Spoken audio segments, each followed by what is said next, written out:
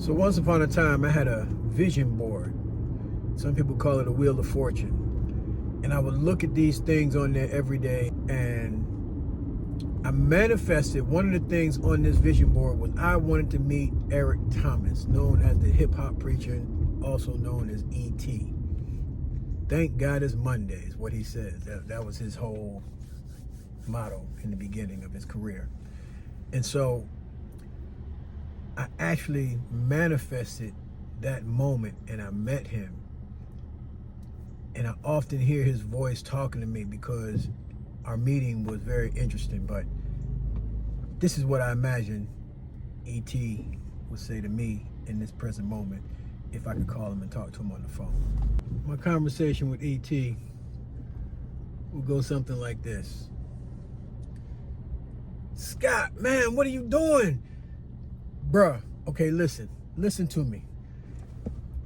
I remember when I first met you, man, like you rolled up on the campus, and out of everybody out there, me and you just locked eyes, right?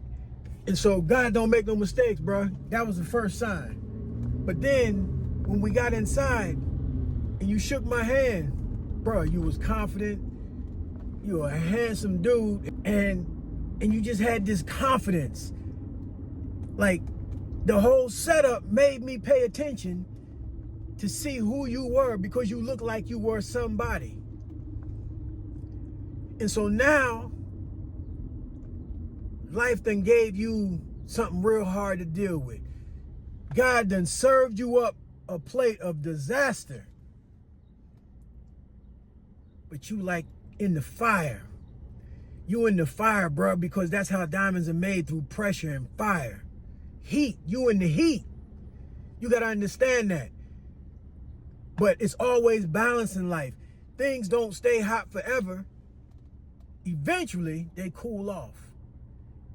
It's your job to figure out how to stay cool when the heat is on. Nah, you ain't hear what I said to you, bro.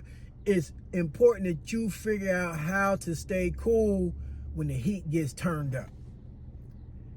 And you got it inside you, bro. I knew that the first day I met you. Don't nobody have to tell me. I ain't got to look you up. I ain't got to Google you. I ain't got to look at your social media.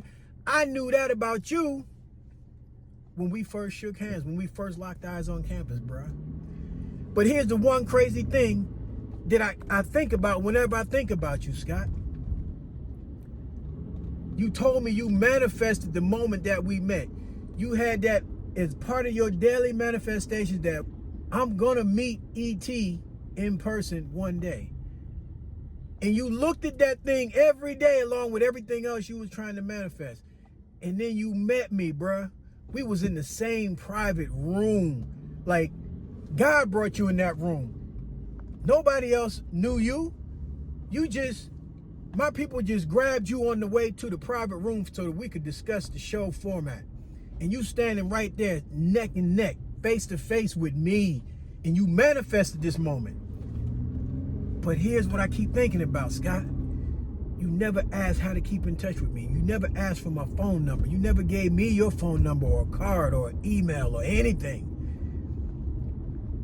So you blew the opportunity, bruh. That was your opportunity. But here's the good thing. God is forgiving. And just because you blew one opportunity doesn't necessarily mean that you're not going to get another opportunity. Just take that first opportunity as a lesson. And the next time we meet, bruh, make it meaningful. Make it powerful. Make it amazing. Make it an investment. Make it an investment for both of us, bruh.